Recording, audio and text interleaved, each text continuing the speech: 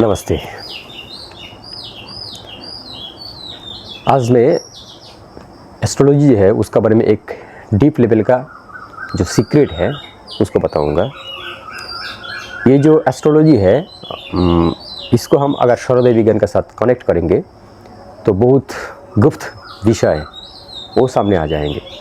तो बेसिकली हम सौरदय विज्ञान का क्लास जो है वो लाइव कराते हैं। इसमें डायमेंशन है, फिर यंत्र भी है। तो ये जो सौरदय विज्ञान इसमें बहुत सारी छुपी रहस्य है। आप लोग यूट्यूब में बहुत सौरदय विज्ञान देख चुके होंगे, लेकिन हम अभी जो बताने जा रहा है ये बहुत डीप लेवल और डीप सीक्रेट बात है। अगर आप इसको एक बार समझ जाओगे तो क्या है, आप एस्ट्रोलॉजी का कोई भी पार्ट आप सौरदय विज्ञान के साथ कनेक्ट करके उसको आप निकल सकते हैं। इसके लिए आपको थोड़ा डीप एनालिसिस करना पड़ेगा। तो हम जो बात बता रहा है वो आप ध्यान से सुनिए। अगर आप इसको नहीं समझ सकते तो आपको ये जो सीक्रेट है ये पकड़ने में थोड़ा मुश्किल होगा। बात क्या है, ये जो सौरदय विज्ञान है ये जो नासिका है, ये जो नॉस्ट्रल है, इसके साथ रिलेटेड है। ये तो आप लोग जानते ही है, 21,600 बार अप डाउन होते हैं और जब गायत्री हो रहा है ये तो हम सब लोग जानते हैं। कभी लेफ्ट नॉस्ट्रल कभी राइट नॉस्ट्रल, ये भी हम जान चुके हैं।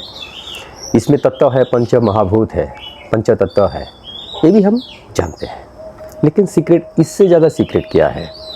हाँ, जल तत्व होगा तो काम होंगे, पृथ्वी तत्व होगा तो काम होंगे, अग्नि तत्व फायर एलिमेंट्स होगा तो काम नहीं बनेंगे, अगर एयर एलिमेंट्स वायु तत्व होगा तो काम नहीं बनेंगे, ये भी हम जानते हैं। लेफ्ट नॉस्ट्रल में पृथ्वी तत्व और जल तत्व स्ट्रॉन्ग है, ये भी हम जानते हैं। राइट नॉस्ट्रल में अग्नि तत्व वायु तत्व स्ट्रॉन्ग है, ये भी हम जानते हैं।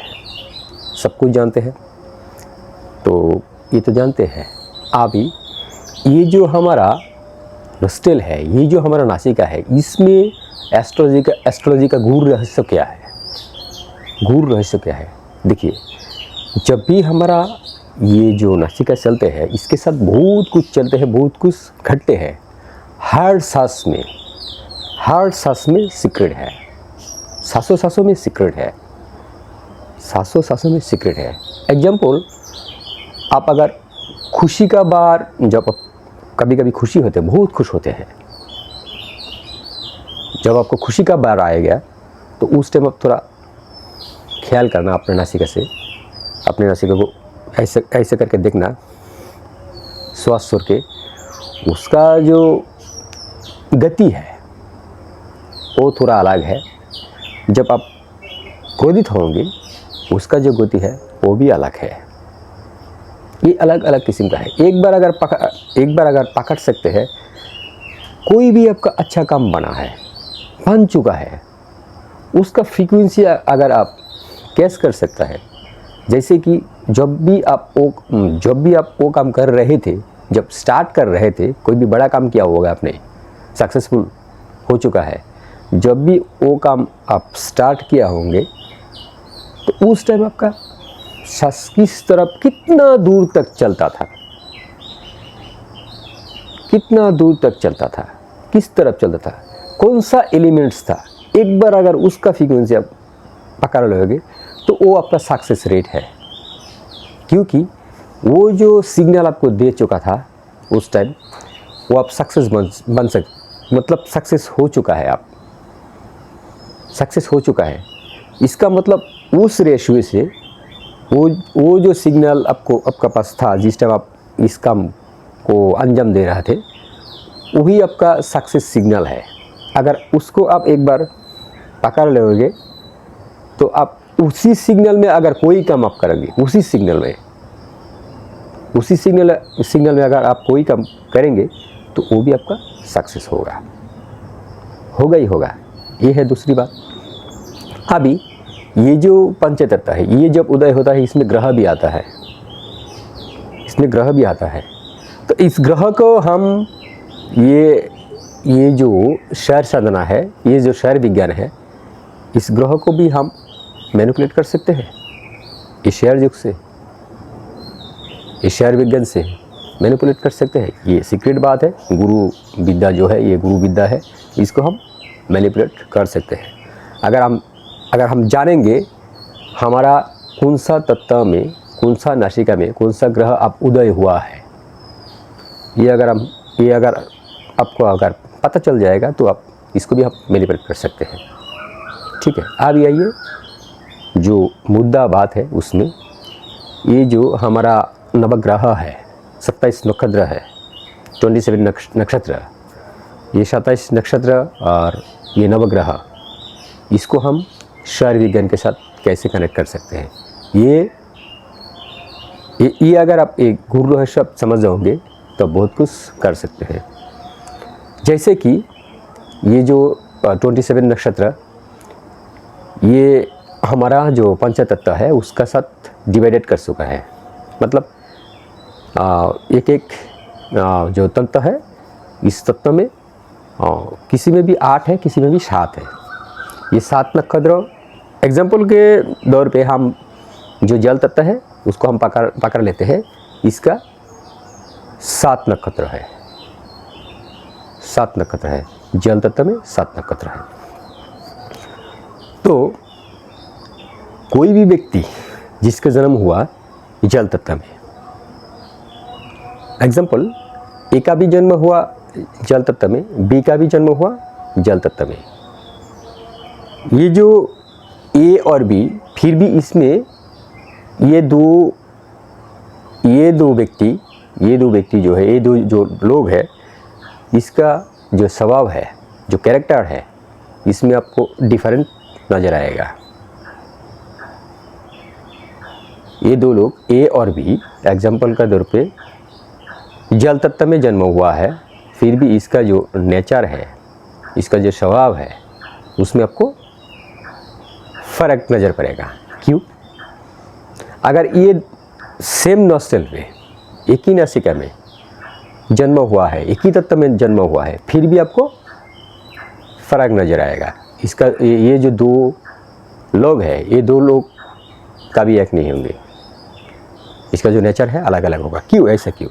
तत्व एक है, नासिका एक है, एक ही नासिका में जन्म हुआ है, एक ही तत्व में जन्म हुआ है, फिर भी इसका जो स्वभाव है, इसका जो नेचर है, ये अलग क्यों है? ऐसे क्यों होता है? ऐसे क्यों होते हैं? और इसका भी जल तत्व, ए का भी जल तत्व में जन्म हुआ है, बी का भी जल तत्व में जन्म हुआ है, फिर भी जो काम करेंगे दुनिया में, एक बहुत आगे चला जाएगा, दूसरी बहुत पीछे रहता है। ये क्यों है? इसका कारण ये है, ये जो नक्षत्र है, ये नक्षत्र सेम नहीं था। क्योंकि जो जल तत्व है, दोनों आदमी का, ए और बी दोनों लोगों का जल तत्व में जन्म हुआ है, ये बात सही है। लेकिन इसका जो नक्षत्र, ये सेम नहीं था, ये सेम नहीं था। इसका कारण, इसका वजह, ये जो दोनों आदमी है, ये जो दोनों लोग हैं, इसका नेचर, इसका स्वभाव, इसका गतिविधि अलग है, इसका गतिविधि अलग है। और एक बात, ये बात अब समझ लीजिए, हमारा जो तत्व है वो कभी नहीं, हमेशा इसका जो चेन है, मतलब इसका जो रूटीन है, चलने का जो रूटीन है, वो ब्रेक करता है। ठीक है, वो ब्रेक होता है। जैसे कि वो उसका जो फ्रीक्वेंसी है, उसका जो रूटीन है, वो एट फर्स्ट फायर एलिमेंट्स आएंगे। ठीक है, फायर का बाद अग्नि आएगा, अग्नि का बाद पृथ्वी आएगा, पृथ्वी का बाद जल आएगा। ऐसा है उसका रूटीन, ऐसा है। लेकिन ऐसा हमेशा होता नहीं। कभी कभी फायर का बाद मतलब फायर सेकंड है, लेकिन फायर का बाद जो पृथ्वी आना है, पृथ्वी नहीं आएगा, डायरेक्ट जल आ जाता है, वाटर एलिमेंट्स आ जाता है, नहीं तो एयर एलिमेंट्स आ जाता है, मतलब वायु तत्व आता है। तो ऐसा क्यों है? ऐसा इसका भी बहुत रीज़न है। अगर इसका बारे में अगर हम बताएंगे तो वीडियो बहुत लंबा हो जाएगा। तो ये जो तत्व है, उसका जो मतलब सर्कल है वो ब्रेक होता है, वो ब्रेक करता भी है, लेकिन जो नक्षत्र है इसका सर्कल कभी ब्रेक नहीं होता है, इसका सर्कल हमेशा ठीक रहता है। तो अगर आप एक बार समझ जाओगे, आपका जो जब भी आपका कोई भी एलिमेंट्स, कोई भी तत्व आपका मतलब तत्व तो चलते ही रहता है, हर हमेशा एक ना एक तत्व तो चलता है। अगर हम पकड़ लिया, जैसे कि हमारा अभी जल तत्व है, अभी कौन सा नक्षत्र कौन सा है, कौन सा नक्षत्र है, अगर ये भी हम पकड़ सकते हैं, ये हम पकड़ लेते हैं, तो हम उस नक्षत्र का बेस जो भी काम है वो हम कर सकते हैं और उसमें हमको 100% सक्सेस रेट आएगा। आप समझ लिया, उसको हमको समझना है इस नक्षत्र को। लेकिन इस बड़ी में कब नक्षत्र कौन सा, माने कौन कौन नक्षत्र कब उदय हुआ है, ये जानना बहुत मुश्किल है। इसके लिए आपको बहुत डीप मेडिटेशन करना पड़ेगा, तब जा कर के आप इसको पकड़ सकते हैं। एक बार आपका देह पर कौन कौन नक्षत्र कब कब उदय हो रहा है, ये अगर आप पकड़ लोगे तो कोई भी काम आप कर सकते हैं, कोई भी काम आप बना सकते हैं, क्योंकि नक्षत्र बेस काम होता है।